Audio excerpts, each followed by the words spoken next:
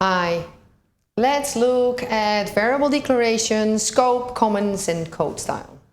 So what is a variable declaration? We've seen in a previous section that a variable has three characteristics. It has a name, it has a type, and it has a value. So each three of these characteristics we specify in a variable declaration when we declare a variable to be used.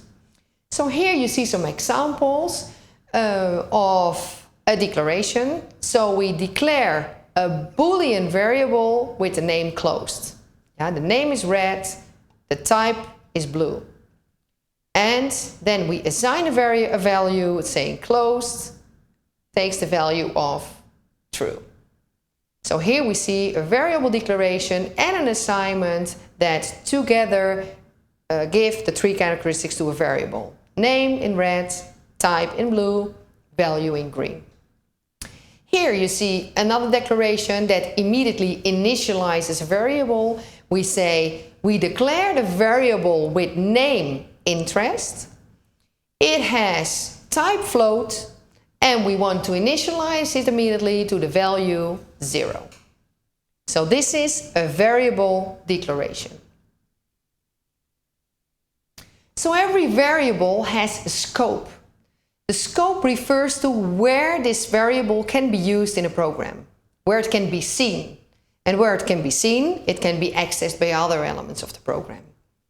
So a variable is only visible to statements if it's inside the scope.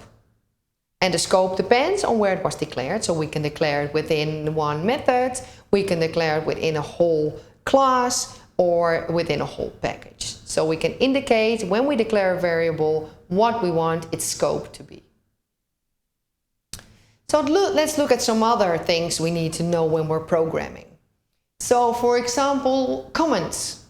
When you program, you can document your program with comments. And comments are important because if you explain in your comments what the code does, this allows others or yourself to understand what the code does. Who wrote it and when you wrote it and why you wrote it.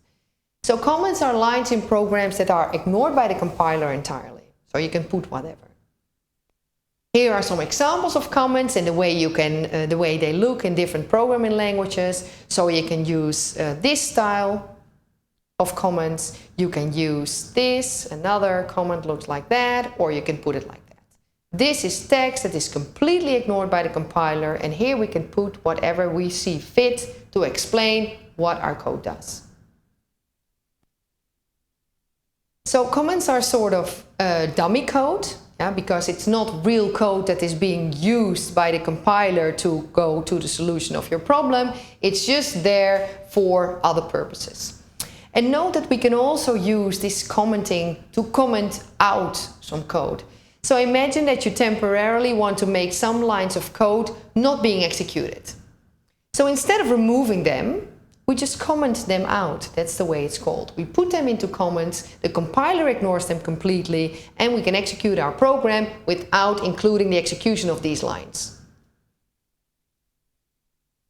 So finally, let's look a little bit on programming style. Programming style refers to the way a programmer programs, how his programs look.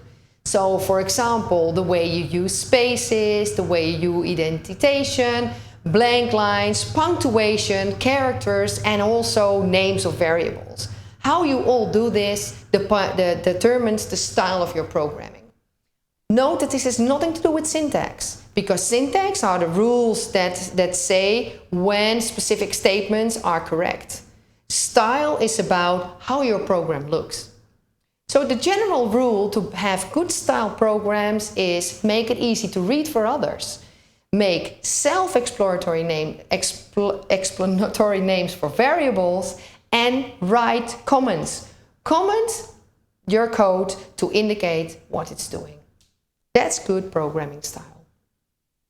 So in the next part, we'll look on program control structures.